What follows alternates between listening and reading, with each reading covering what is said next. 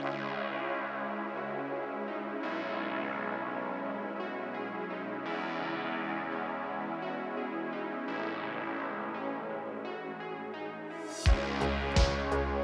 everybody, and welcome back once again to the crew of the Cosmic Orca.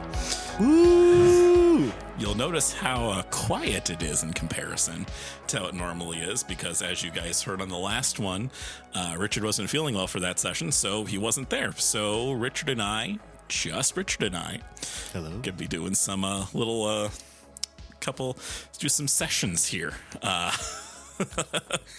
to fill in the gaps on what Gendry is up to, yes, while the Cosmic Orca is up to their shenanigans. So, and I just want to say, as a longtime player of RPGs, I have never done I'm not going to call it a solo play, but like just DM and me as the player. So this is really cool. This is a brand new experience for me. Happy to be here. Yeah, I've done it once as the player, but that was 23 years ago, I think. So maybe 20 years ago. So, well, it should be a good time. It should be a good time. 100%.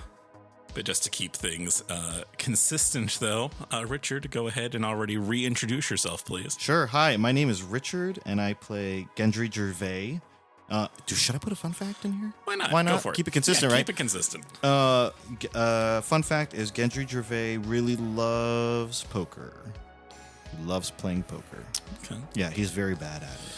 But he enjoys it. That's all that matters. I think the casinos love the fact you're bad at it. Yeah, exactly. So, of course, it's me. Hi, I'm Alex. I actually I can't remember the last time I was in a casino. It's probably been like 7 or 8 years, I think. And I didn't even think it was for like a friend of mine was in a fashion show. That's the only reason why I went. Okay. I didn't gamble or anything like that. I just enjoyed the perks of the ticket, as it were. Nice. And I don't get alcohol at casinos because it's too expensive most of the time. That's right. Unless you're like gambling. Unless you're gambling, then they give it to you. Yeah, then they give it to you to keep you glued to your seat. But without further ado, let's go ahead and get this started. So, Gendry, the last thing you see is the Cosmic Orca taken off without you. You see it, blast off into the stratosphere, and it is gone. And you are with Michael and the crew of the Space Police. Oh, gosh. Wow. What do you want to do? Well, Michael... can I have background as to why they're flying off without me? They are heading back to Oriacinth. Okay. To check on the Stadium Arcadium. And then just to do some odd jobs. And basically, because that Oriacinth was picked as the rendezvous spot. So they're heading back to Oriacinth, and they're going to do some like odd jobs and things like that. Okay. While you're here, and the Space Police are just like, hey, you want to come pal around with us for a little bit, just for the hell of it? And you're like, okay. All right. Yeah. Well, this is a good time to, broaden my horizons. I know I'm still Cosmic Orca, but absolutely, you know, like maybe I see this as like a sabbatical to learn from a little more of a hardcore group. So yeah, Michael, what do you got in store for me? What kind of gig are we going on here? Well, I mean, our main thing, what we're gonna do, with you included, we're gonna kind of track Mercer a little bit. He hasn't left yet. At least I don't think he's left yet. This is Alex, the referee, speaking. I think they're still here on the planet, so we're gonna follow them around a little bit, and I want to see where they go. That's a good plan. That is what we are going to be doing. Cool. What's your strengths, Gendry? I don't know you at all. I knew Kaylin real well, but yeah. Well, my strengths are, the famous space movie John Wick 107. Well aware, Keanu Reeves is still going strong. He's still going strong. And when he does his suit up and he's giving all of these people money for information and weapons, that's basically me. That's you? That's me. Yeah, I'm a great agent. In fact, that's kind of what I'm known for. But I can run a mile, and I know the most efficient way to run a mile. But if I'm at the casino and one drink, all of a sudden I'm fumbling with my cards, it's hard. Of course. Yeah, But I've been there. yeah, that's why. A long time ago. Okay, we're gonna get along, Michael. We're gonna get along. We're gonna get along fine. Yeah. Just rotating this so I can see the clock. And all that said, and I see a giant rock next to me. I'm like, but all that said too, and I pick up the rock. I'm like, I also like to lift every now and then, and I start doing curls with it. Like our weight room, that it's a little more advanced than a rock. How the Great. hell is that here? This planet's so squeaky clean. How did a rock get here? Oh, it's a statue. It's a statue. You're just picking up a statue. It was just a statue. And it was like, oh shoot, this looks very valuable. I'm gonna put that down. Yeah, we've got some workout equipment and things like that, so you'll be right at home on the Kilroy. Don't worry. Oh, I love it. I'm excited to see the Kilroy. I'm excited to be in there. Do I get a bunk? You get your own room. Oh, sweet. I get my own room on the Kilroy? Yeah, we built the ship with some extra guest rooms, so I mean everyone has their own room. We don't ferry a lot of guests. We typically bounty hunt. Sure. But you've never been on the Kilroy, actually. Now I think about it. Exactly. Everyone else has been. So yeah, come on in. I'll give you a quick tour of your digs for the next couple of weeks. Let's do it. So he takes you in. There are 3 other people that are on the Kilroy at this point in time. Michael, as you know, and then there is Grayson. Grayson Blair is his full name. And then there are a set of brothers named Oren and Trevor Vettner. Trevor was not an original member of the Space Police. Trevor showed up. This is a recap for everyone that wasn't there for season 1. Trevor's a psionic. Is this public knowledge? It is not public information. That's just for everyone at home to remember. Trevor, he palled around and helped you with the giant steamboat Willie. Yes. Okay. Still my greatest creation. But yeah, so he shows you around. He shows you the common area. It's very nice. Wonderful. You do see an old computer kind of set off to the side. Looks like it's there for some important reason. Okay. Shows you their very well-equipped kitchen. Oh, wow. They do not have a chef robot. Michael actually does all of the cooking on the ship. Okay. Then he takes you back to the area where the cabins are, and you have your own cabin. It even has its own shower. Wow. Toilet, whole shebang. It's like think kind of like the if you ever played Cyberpunk 2077. Yeah. Think like your first apartment in the Megacorp building, just a smaller. Because obviously that'd be a pretty big cabin space in the apartment, but just to kind of just take out some of the floor, like there's no like the weapon room isn't there and stuff like that in the original room, but just kind of imagine that floor space. Okay. Just just shrunk. I can get used to this. So yeah, that's your room. Because you actually I don't think the quarters. I think you have to share like toilets and showers and stuff like that in the Orca. I don't think I never actually talked about the rooms except for that one of them's bigger, and Astrid took it. That's right. In true Emily fashion. I have been picturing like there is a showers and bathroom room. Yes. Yeah. Okay. So yeah, but this has its own toilet and shower and everything else, and it's that same kind of where you can dramatically put your arms against the wall for no real reason. It's super inefficient. Brood in the shower. Cool. Wow, this is wonderful. Yeah, so that's your digs. This is where you are. Great. You took some stuff off of the Orca, so you have like your equipment and everything. You're able to transfer it, onto the Kilroy, so you're not going in naked or anything like that. You've got armor and everything. And my pistol, I assume? Yeah. Cool. You have all that stuff. They brought it all over before they took off. So Michael takes you back after you get settled for a minute. He takes you back to the common area and says, all right, so here's the main plan.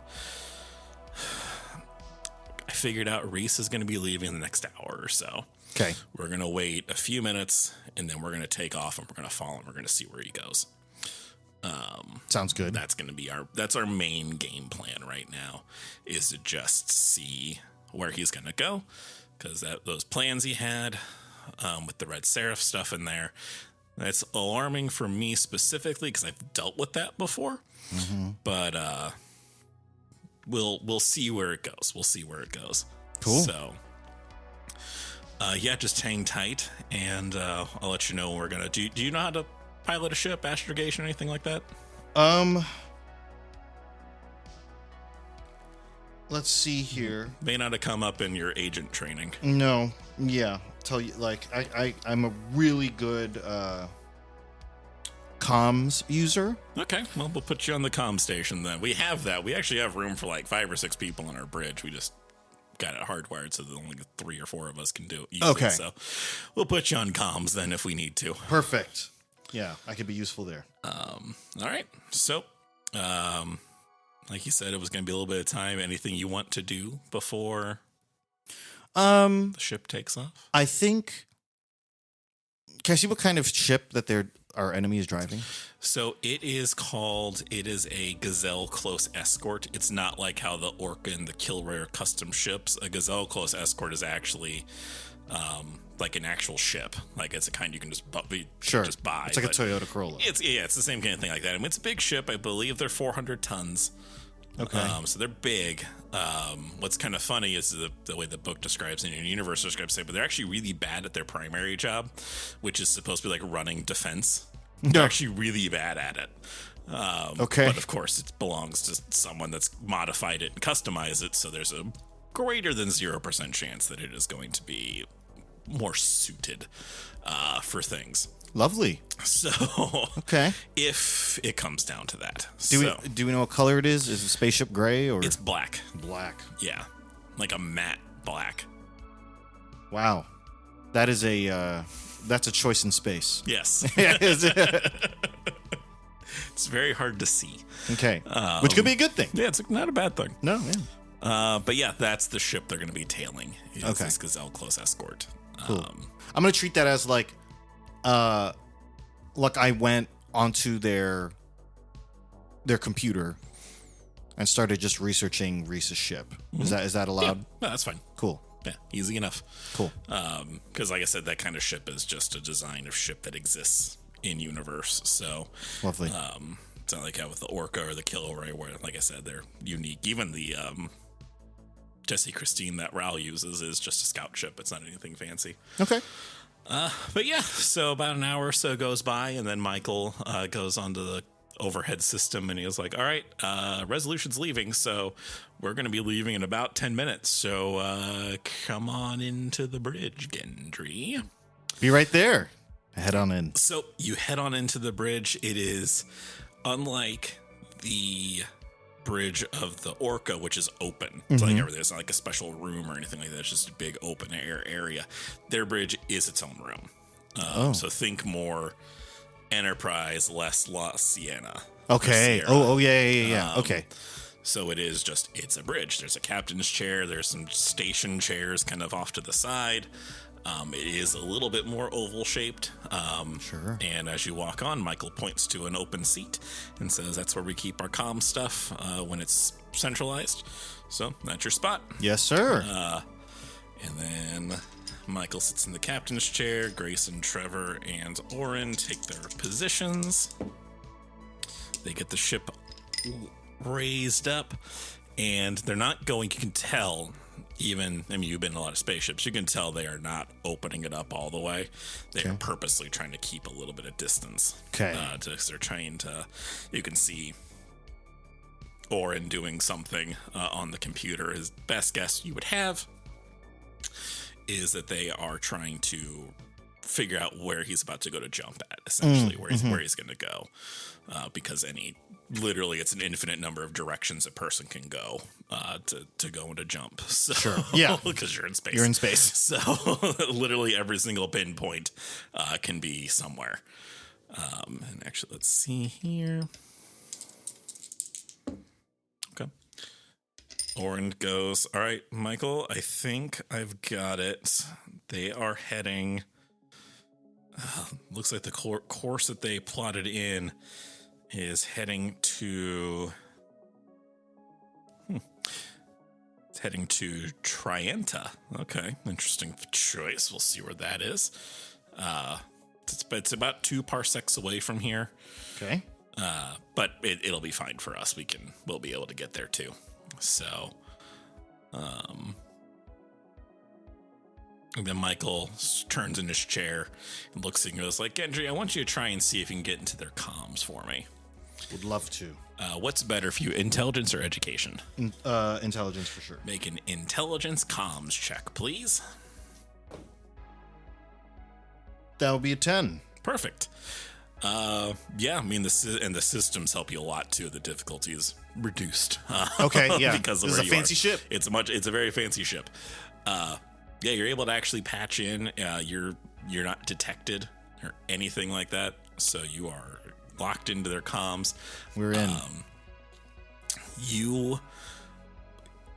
At first it's quiet, which isn't unexpected, and then with a little bit more typing on your keyboard, you realize that you have actually gotten into the internal comms of the ship.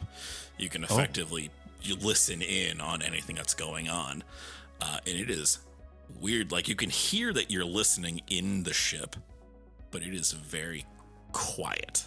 But it's not like listening just like radio static where there's nothing there. Yeah. You can hear like the hum of the engines. You can hear the occasional person walk by. But given what your experience of, Rhys Mercer and his crew being talkative and loud and everything else from like when actually you weren't there for that, but when they were healing everyone after the first bounty hunter, but you've run into Rhys, a couple of times, how jovial and bombastic he is. It's weirdly unnerving how quiet the inside of the ship is. Okay. Yeah. This is uncharacteristic for this crew here. Yeah. At least on the outside, it's uncharacteristic. Yeah. And then after a couple more minutes, you realize you can literally, it actually eventually tells you that you are currently listening just in like a random corridor. But it gives you some choices of where like you can send this little worm, so to speak, to try and patch into a different location on the ship. It gives you some choice, gives you the bridge, gives you a mess hall, and it gives you just kind of a numbered list of crew quarters, but doesn't tell you which one is whose. It just has them numbered. Gotcha. And what am I listening to right now again? Right now you're listening to nothing. You're just in a hallway. Oh, okay. Which is why you heard someone like walk by. Sure. And like cough, but that's about it. All right. I want to patch into the bridge. Okay. Same kind of weird, unnerving thing. Oh, one thing that did happen. You probably would have, you would have witnessed this happen. Doc Harlan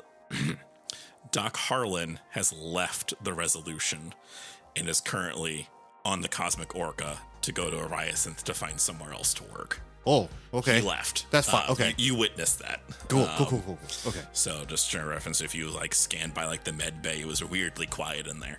Okay. Yeah, sure. Because he wasn't in there, blasting his punk rock. So yeah, you hear it. And you hear like tapping on keyboards and things like that.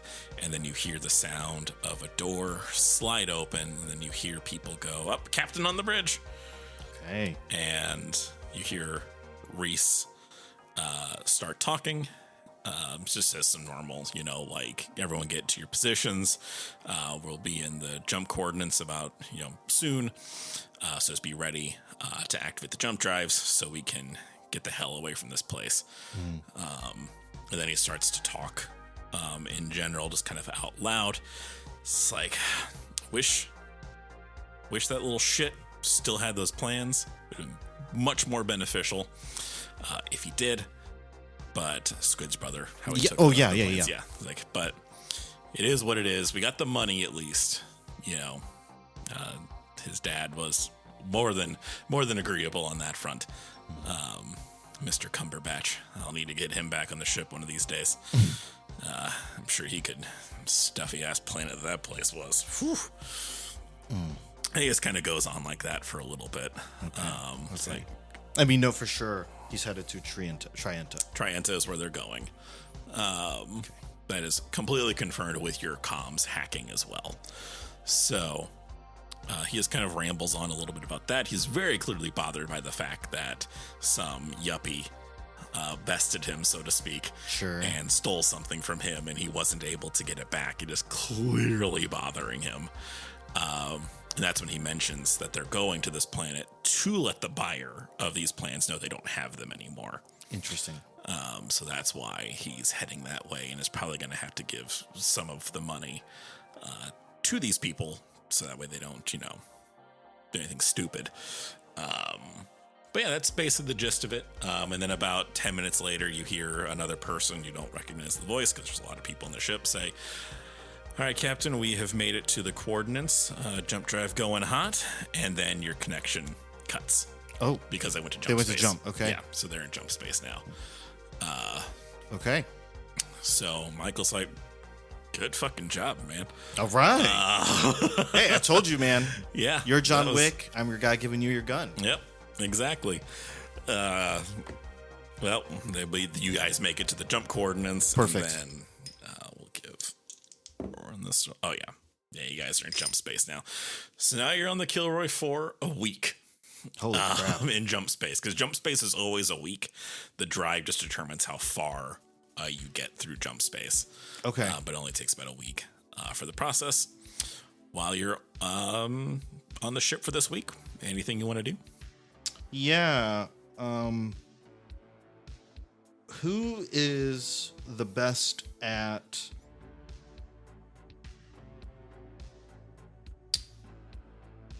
Actually, you know what? Kind of am... I'm trying to think of my team and what I could best learn to bring back to help to be more useful back in my team. Mm-hmm. Back at the Orca. Because we have people who are gunners. Mm-hmm. And we have an astrogator. How about... oh, you know what? Okay, yeah, let's do that. Who does... Michael, got a question. Yo. The ship is beautiful. It's pristine. It's lovely. Thank you. Who does the maintenance for it? Yeah, we all kind of take turns. You take turns? But we also use shipyards a lot of the times. We just pay to have other people do it for us. Okay. Well, if you're in a pinch, you're in the middle of battle, you need to fix something. Who are you asking to do it? Usually Grayson. Grayson. He's usually the grease monkey for that kind of thing. And so my game is like, I kind of want to train in mechanic. Is that ship repairing? Yeah. So that's what that would be. Mechanic is just kind of that. It's a catch-all for all kinds of repair work. Okay. So yeah. Cool. So then I'll talk to Grayson. Okay. He is currently where would he be? Because he's not grease monkey and all the time. No. He's probably, you just find him sitting on the couch in the common area, thumbing through, a pad, reading a magazine or a book or watching a video or something like that. Okay. So hey Grayson. Yeah. I hear you are really good with a wrench and the innards of a spaceship. Yeah. Cool. You think you can give me some tips on, like let's say we're in a space battle, mm-hmm. Something goes down, you need to quickly repair something. Yeah, I think I can show you something. Okay. Yeah. So he gets up, he puts his pad down, and then he takes you to the back where the engine is. And it's, thrumming away because you're in jump space and all that. And he starts pointing at stuff. Uh-huh. And it's just like, all right, so if that, if you get hit here and you got to fix it, and he just starts, here's what happens if the jump drive, if your maneuvering drive goes down, and he starts, gives off a long list of technobabble. Cool. Love it. Of yes. what to do. Love technobabble. And he shows you a few more things. It's like, that's basically it. Yeah. Amazing. Thank you. Cool. And so then I put that as my 2-week training period. So we do XP for this now. Oh, we'll do XP. Okay. Yeah, gotcha. We've been doing XP for a while. Gotcha. But at least gives a nice role playing opportunity. Yeah, but, absolutely. Yeah, that's what I would want to learn. Yeah, he's more than happy to show you. Any questions you may have for anyone else on the Kilroy while you're here? Yeah, let's go to well, is Michael in a talking mood? Yeah, he seems, other than the fact that he was disturbed by the Red Seraph thing, he seems like you only met him a couple of times at this point, but he seems like himself at this point. Okay. It's not like when William Sinclair showed up, which Gendry wasn't there for.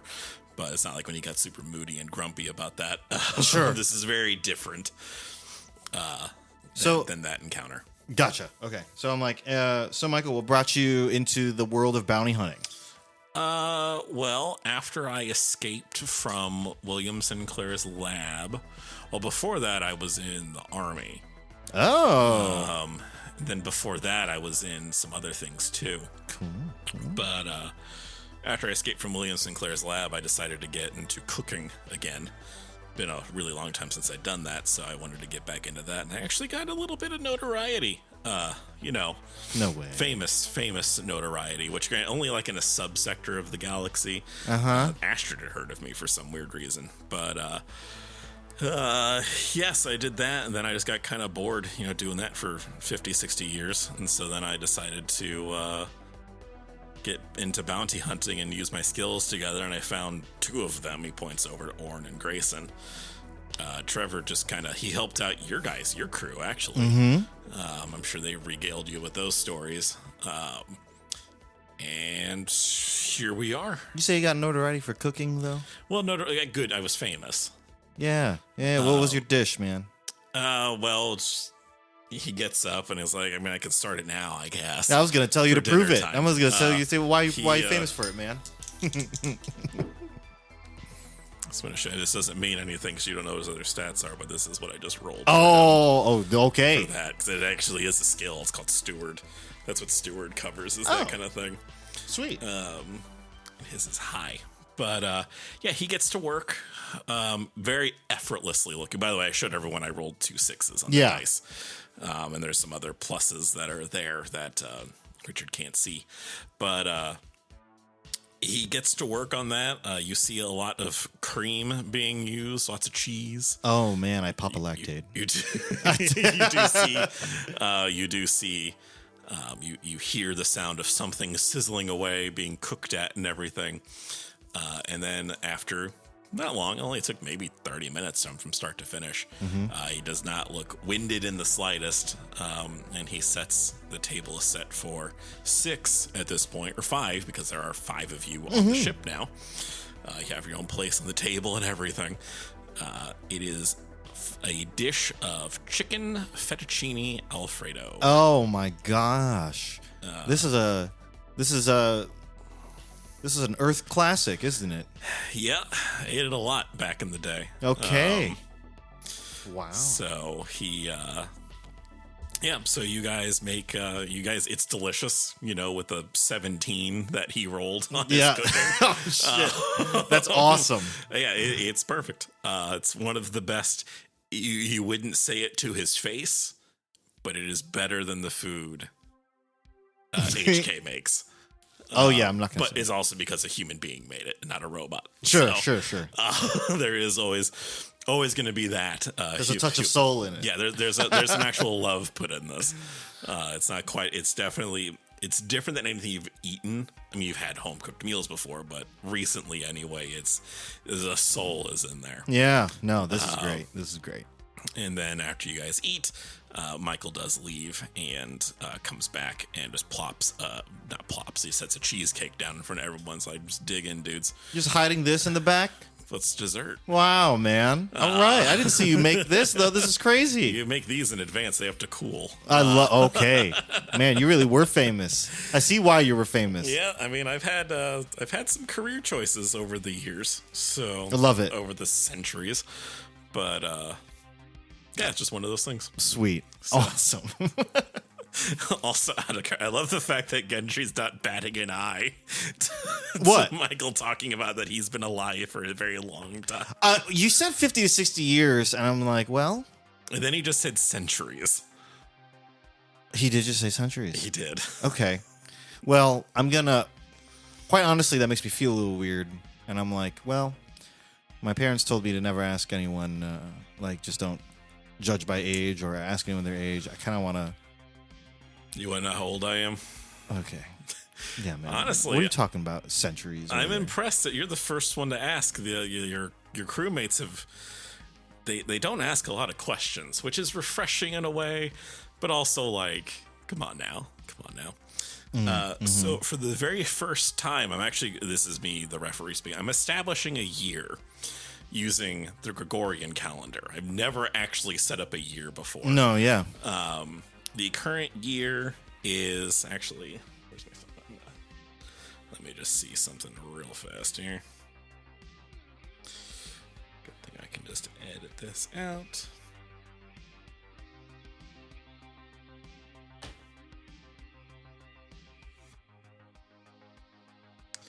Of course, they use some weird Imperium calendar.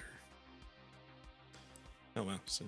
So I am now officially establishing the year as 5800 AD. Oh, my God. Is the current year. Now, Traveler has its own Imperial calendar, so it's like 15 something, I think. Or, hold on. Yeah, the Imperial year is 1105, so it's been 1,000. This empire's been around for over 1,000 years. Michael's like, all right, I was born, and he actually pulls up the Imperial calendar and he switches it to be this AD calendar, or BCE or a CE calendar, depending on yours. And he just pushes a button on it, and you see the number starts rolling back. It keeps rolling back. And it keeps rolling back. You see the 5 turn into a 4. Then it turns into a 3. Then it turns into a 2. Bullshit. And then it turns into a 1. And it settles on the year 1975. I turn to him with my eyes kind of just like skeptical. Like, this is bullshit. Now, I didn't spend all of those years conscious. I was frozen for a lot of them. And he types a few more things in, and you see like it turns into a bar. And he pulls a few more things, literally just grabbing it out of the air and the guy throwing it up in there. And you see some spots that turn blue for like huge chunks. He's like, from here to here, I was frozen. And it's like a span of like 2,000 years that I was contained, so to speak. And then it's like this part here, I was awake for like 300, 400 years. And then I was frozen again. And then it gets closer to the time frame. And it's like, and this is where we are right now. So I spent 3,000 years frozen off and on. For the army? No. You were a cheesecake for the army. I was not a cheesecake for the army. No. I was from Earth. I was born in Montana. Okay. Like, that's just where I'm from. Wow. You were one of the 12 people from Montana. That's amazing. I know. There's not a lot of us, even more these days. But no, I was born in 1975 on the Gregorian calendar. Huh. So I used to be a part of an organization whose whole thing was fighting bioterrorism. They don't exist anymore. They're long gone. Bioterrorism? Mm-hmm. Oh, okay. So hence why. That's why you met the crew of the Cosmic Orca. That's how we ran it. We ran into each other for other reasons, but yeah. But during one particular mission, I got infected. I didn't know I was infected. The infection literally did nothing to me. Okay, I take a step back away. Not that kind of infection. And then I take a step forward. It's dormant, so to speak. It's dormant. But it's dormant and not dormant. All it did to me was it just slowed down my aging by like an insane amount. Oh. I was like 33, I think, when I was infected. And biologically, my clock has only ticked up to like 37. Wow. Without anagothics or anything like that. Actually, why that's something that happened to me when I was in the army too, was once they realized I wasn't aging the right way, they started doing, that's why I got frozen again. The first time I got frozen actually by biotech, funnily enough. They froze me the first time. And then kind of kept me on ice, and that's actually probably why it doesn't do anything to me, is because I got frozen for so long. So the virus had a lot of opportunity to acclimate to me without like overheating me or killing me or anything like that. So, but I didn't get any fun superpowers except for the fact I'm just really old. Huh. That is that's a bummer, dude. Yeah. And you're aging slowly. Yeah. So it's a wild thing. Yeah. You okay? Oh yeah, I'm fine.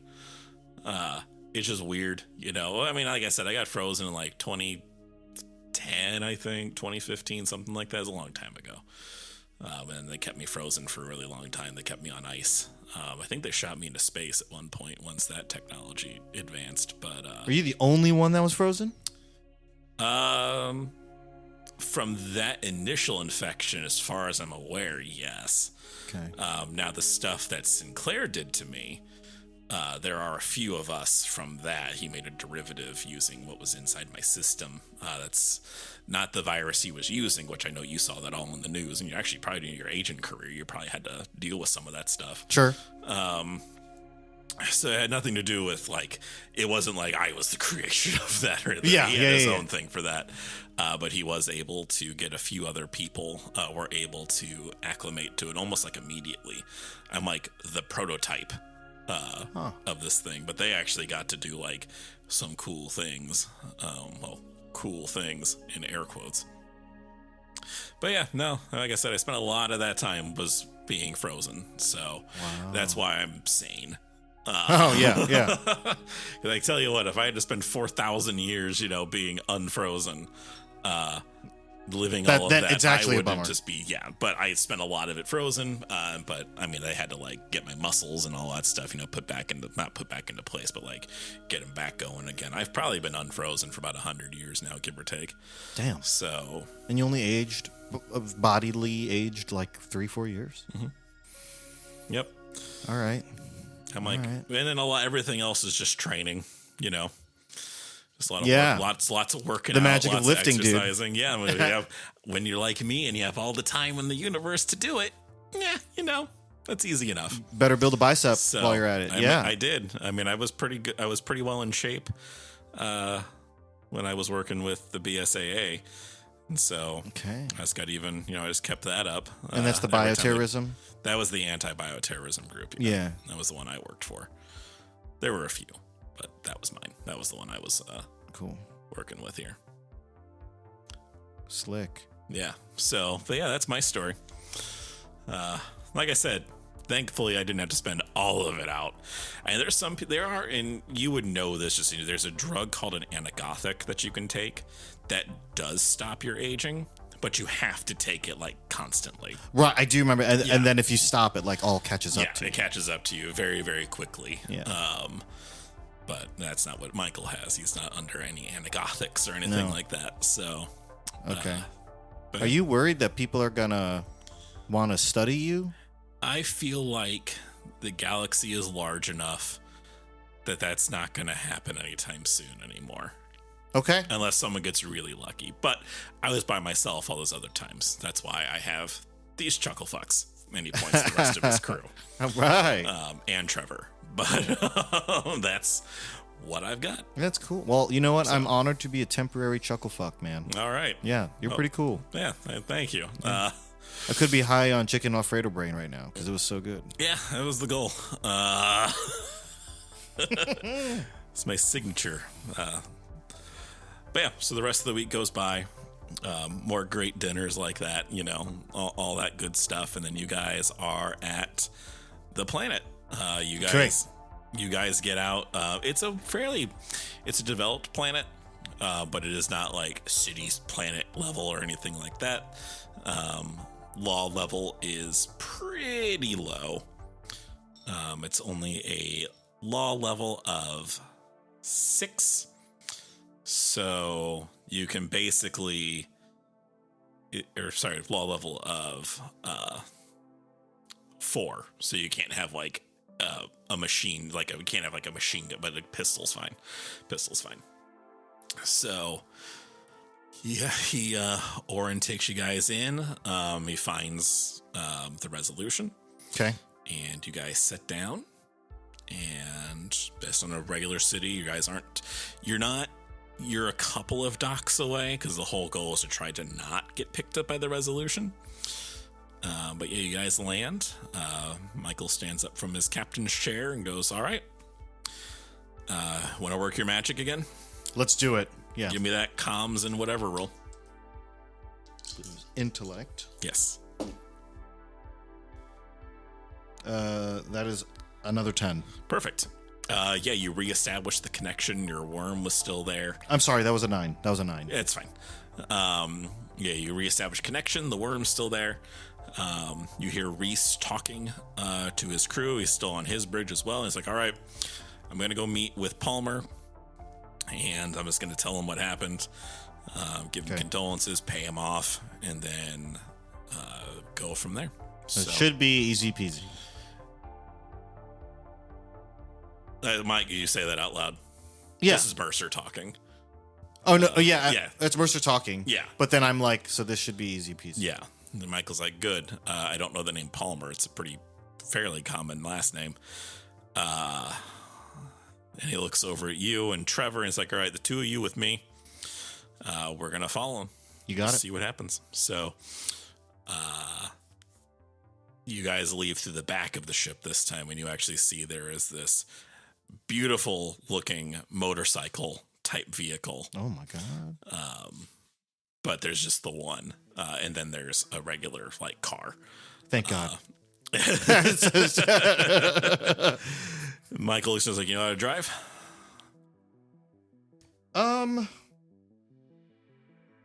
You know what? I do. Right, he tosses you the keys. Okay. It's like, all right, new guy drives. And he gets in the passenger seat and Trevor gets in the back seat. I love it. And go ahead and make me a Dex and Drive roll. The Dex. Okay. Mm-hmm. He gives you the coordinates of where you're going to follow him. This is a 5. Okay. Let me see how, because you're tailing. Oh, they did. Okay. You are able to keep good enough distance away. Okay. That you're pretty sure they don't know you're there. Okay. But you're not totally sure. Okay. Yeah. What kind of car is this? It is a 4-door sedan. It looks an awful lot like a Chrysler 300. Oh, okay. Model of car. It's a nice car. Gotcha. But yeah, that's what you're in right now, and the car that Mercer's in is just similar, nice high-end car. Okay. Looks like as you're driving at your pace. He's not in the passenger seat. No, he's driving. Okay. Mercer said he was going to go on his own. To talk to Palmer. Okay. Thank God. And yeah, it's just him. He's just cruising along. He's actually, weirdly enough, you wouldn't expect this, he is actually just driving the speed limit. So he's going at a medium pace on this highway, which is between 100 and 200 kilometers an hour. Okay. So it's still fast, but it's not like you're not speeding. Yeah. Okay. Go ahead and make me one more drive and Dex roll. Y'all, this is a 4. Okay. You're still pretty sure he doesn't know you're there. Okay. Never mind the fact you're going 150 kilometers an hour right now, but oh, okay. You're pretty sure he doesn't know you're there. So, yeah, a little bit more time goes by. You're driving. You're getting a little bored because nothing. You're just on a highway. You're just on a big future highway. Sure. And he pulls up in front of a building. You slow down. You guys pull off of the highway, of course, and you're kind of going down some weird side streets. You let a car get in between you guys, so that way it doesn't look like you're following him. Yeah. And you see him turn a corner, and he gets out in front of a kind of a tall-looking office building. A guy approaches his car. He gives him a thing, and he gives him the keys to the car, and the valet, as you discover, takes the car and goes parks it, and Mercer goes into this big, tall office building. Okay.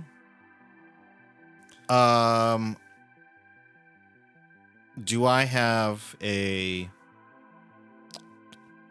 personal computer to look up? Oh yeah, your phone will say. I've kind of consolidated that a little bit so that way it's not as high tech as like the one Squid has. Like sure. He has like a special one that he bought and all that. But could I have taken a picture of the valet guy? Yeah. Okay. Easy enough. Okay. 5,000 megapixel camera, I'm sure by 4,000 years in the future. But Yeah. Okay. Cool. Because and for DM knowledge, I'm suspicious of that. Like, I don't know if that's an inside guy. fair enough. And then I do the same thing. I park and give it to the valet. Or should I do that? I asked Michael. Should I? He just did the valet. Should I do the same thing? No, probably not for us. Okay. But there's street parking, so you're able to park on the street. It's free for whatever reason. So even though my drive's at 0, I could parallel. yeah, you can parallel park. Okay. 0 means you are trained. I'm trained in it. Yeah. Totally. Yeah. Okay. 0 Cool. means you can do it. Nothing means you wouldn't be able to drive. Which is funny because if you actually like with the way Traveler is too, that actually means some people know how to drive a spaceship, but they have no idea how to drive a car. Right. Yeah. Which is a weird saying today, but that could make sense. It makes sense for the future. Yeah. Yeah, so you're able to street park, and the three of you get out because Trevor was in the back seat. You can have any armor that's kind of concealable, so to speak. Like, you can't have like visible armor on, but like your Diplo vest, and if you have like a cloth jacket, you can have that as well too. I only have a vac suit. Well, let's give you. Can I borrow one? Yeah, you're gonna have mesh armor, which is +2, and you'll have a cloth jacket, which I believe is +5. So it's 7. Your protection is 7, which is good. Okay. So Michael walks up and is like, "All right, well, we can either go through the front door, we can try and find a side door. What say you?" We don't want them to know we're coming in, right? Probably not a good idea. Yeah. Now, there's a good chance by now that Rhys is already up and talking to this Palmer guy, Oh, okay. which is fine. Let's go to the side door still. Okay. We don't know if he's got scouts in the lobby. Yeah. So, yeah, you guys slink down the side alley, and you see a side door. Trevor walks up to it, hooks up like a wrist computer terminal to it, types a few things in, and then the door pops open. All right. So, yeah, so the door pops open. Michael also had a thing going. It's like, I can't find out shit about this guy. Like, try yours. You're going to do basically like, you have electronics, right, as the skill? Yes. To your comms is. Yes. Do you have computer as a skill? Under electronics? I do not. Just comes. That's okay. Just go ahead and make an intellect electronics roll. So it's going to be 0, so there's no penalty, essentially. Got it. Another 9. Okay. Yeah, you find that Palmer, his first name is just Tim. Tim Palmer is his name, Timothy Palmer. His office is on the 5th floor of this building. It's probably like a 20-story building. So Okay. There's only 5 flights of stairs at least. Oh, yeah, that's not too bad. 5th floor. Yeah. You guys just trot up your way there. You jog up. Okay. And the doors, they open from the inside of the building now, so that's fine, and you guys are able to walk in. It's nice, like, think kind of like your regular, like, ritzy kind of high-rise office-looking building. Sure. Okay. And the office in question you're looking for that Timothy Palmer happens to work in. Now, it doesn't say he's the CEO or anyone high position. It looks like he's just a guy that works there. The name of this company is... it's called Meridian Apotheca. So... Oh my God, do I know what they do? They are a pharmaceutical company. Gross. Which would make sense why they were trying to get this information about Red Seraph. Yep. And you can see like where the office itself is. So completely like where they're located, essentially. Like they don't have like the whole floor, but they do have a sizable portion of the floor. Okay. So there's some other like smaller office, companies. So I meant to say it was companies. It's just a big glass, like double doors. So, and there's a receptionist sitting there. No Rhys to be found, but he probably took the elevator, so he's probably in there, ready to go. So you guys are up here. All right, yeah. Holy crap, he beat him using the stairs. No, he's ahead of you. Oh, he's He been in there. He's absolutely inside. would've been Okay, ahead of you, yeah. Well, Michael, should we just go in there? Or should we just wait?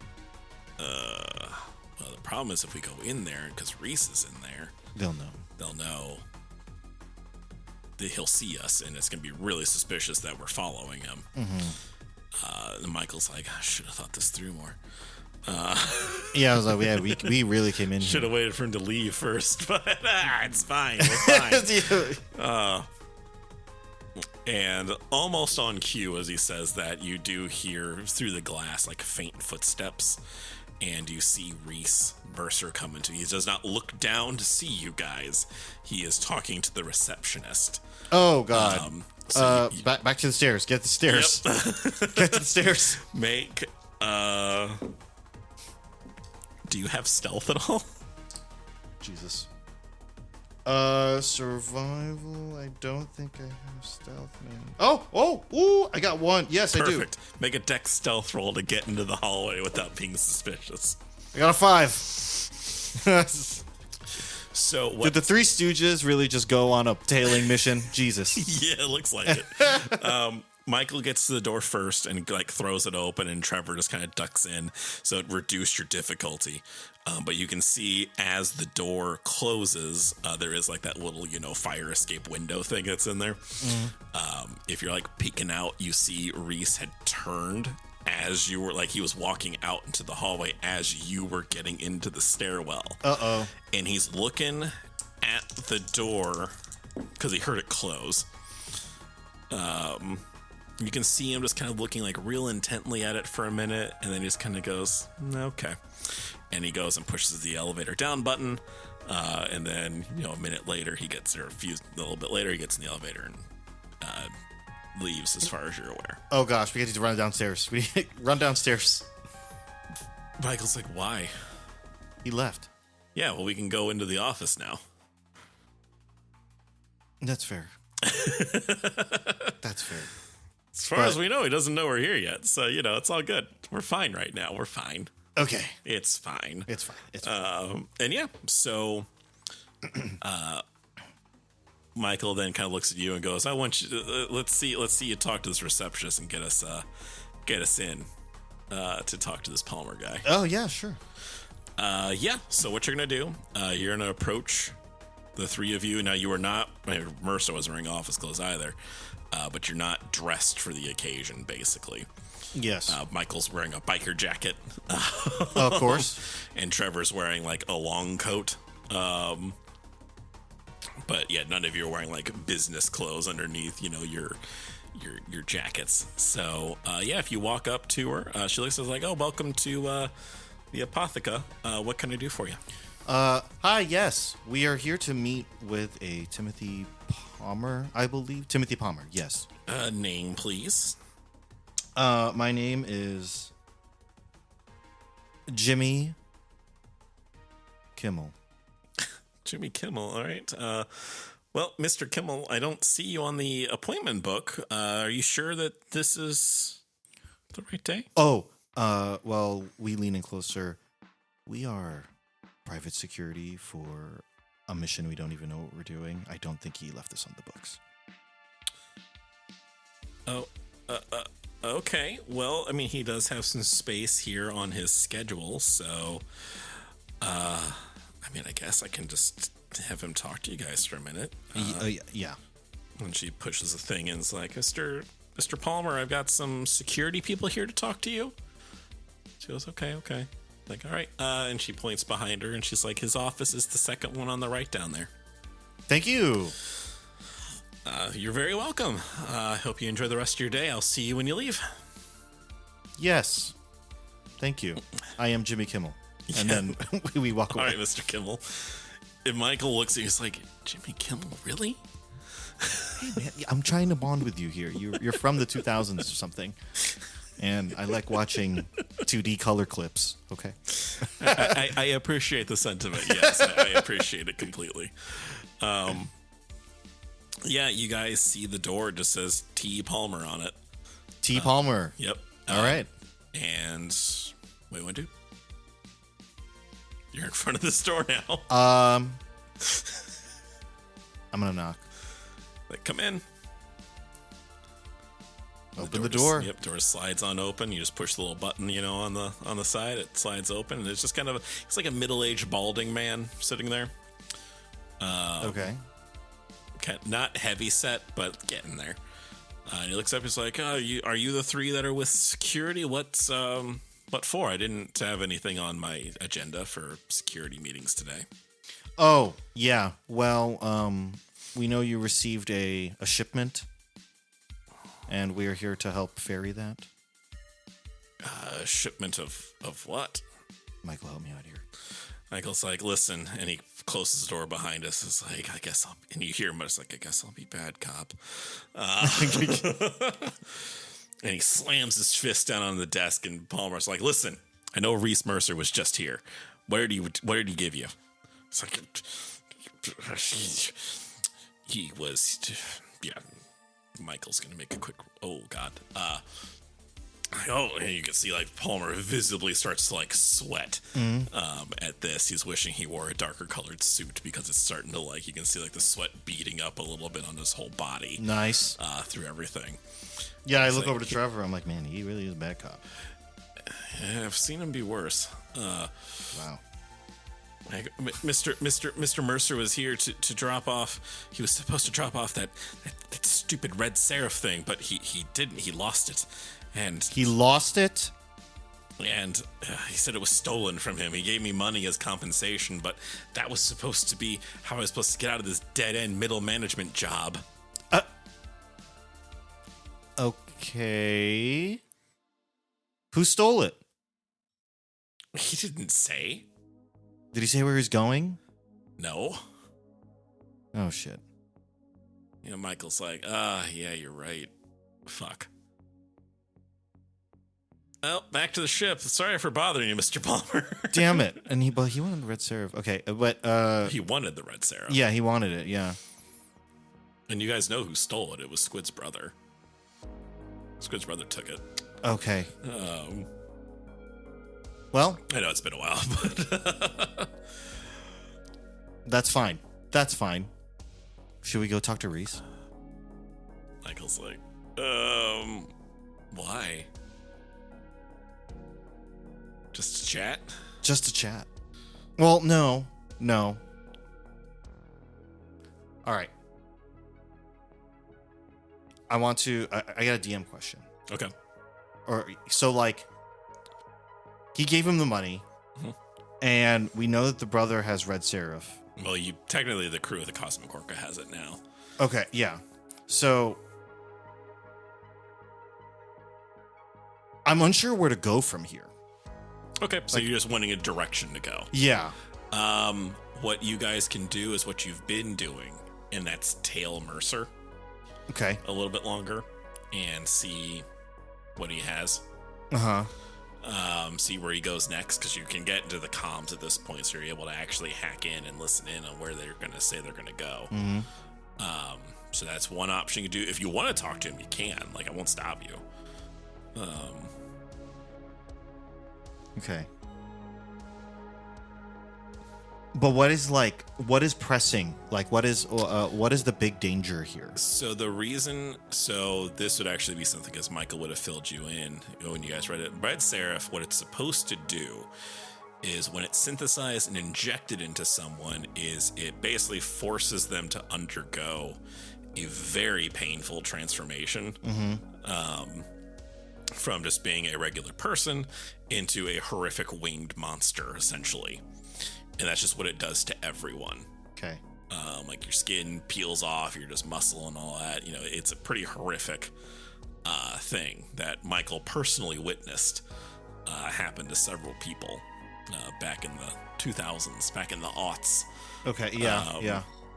So that's what the issue was to find out who he was selling it to. Got it. That was the main thing, is why you were telling him, because Michael was pretty sure that once they got the payment from Squid's dad, that they were going to go and pay the person that they were supposed to sell the information to.